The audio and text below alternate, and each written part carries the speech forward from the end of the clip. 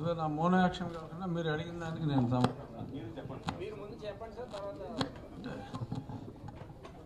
ఇప్పుడు నేను చెప్పాలనుకున్నది విష్ణుకుమార్ రాజు గారు చెప్పేశారు.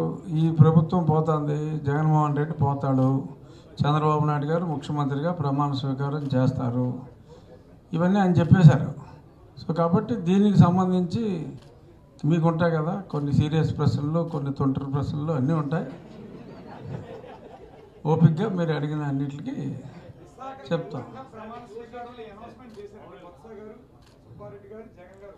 అవును, విశాఖ కేంద్రంగా 9వ తారీఖు చేశారు.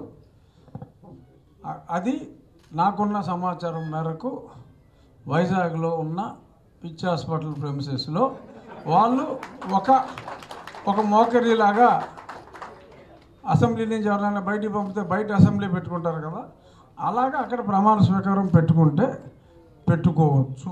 అయినా 4వ తారీఖు అర్ధరాత్రి తర్వాత అసలు మీకు ఎవరు కనపడరు.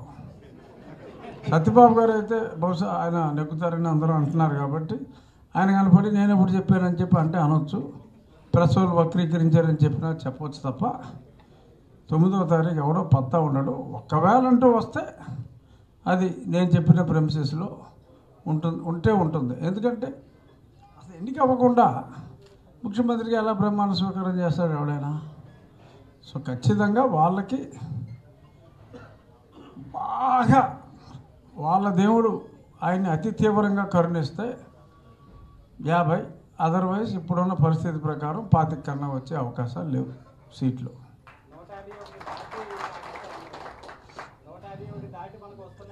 ఇప్పుడు ఇదే విశాఖపట్నంలో కిలారు ఆనంద్ పాల్ గారు 15 లక్షలకు గాను నాకు 10 లక్షల ఓట్లు వచ్చినాయి, ఈ రోజు నుంచి ఎంపీగా నా పని ప్రారంభిస్తున్నాను అని చెప్పారు.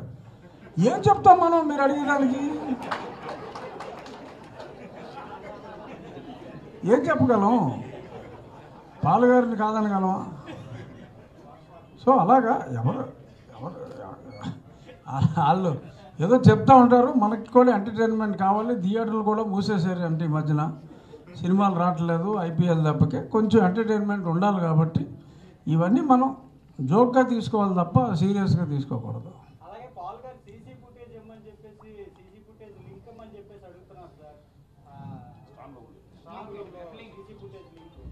పాల్ గారు ప్రజాసేవకుడు కాబట్టి వేరే వాళ్ళు మా పార్టీ విష్ణుకుమార్ రాజు గారు ఏమీ ట్యాంపర్ చేయకుండా అడుగుతున్నారు, సంతోషం.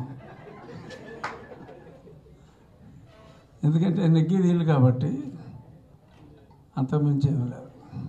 పాల్ గారిని ఈ విషయంలో అభినందించాలి.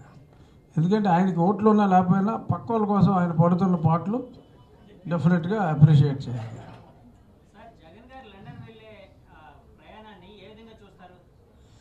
ఆయన వ్యాపారం నిమిత్తం వెళ్ళాడండి. తర్వాత కొంచెం వైద్యం నిమిత్తం కూడా వెళ్ళినట్టుగా చెప్తున్నారు. వ్యాపారం వైద్యం రెండిట్ల మీద వెళ్ళారు ఆయన. అతిభేద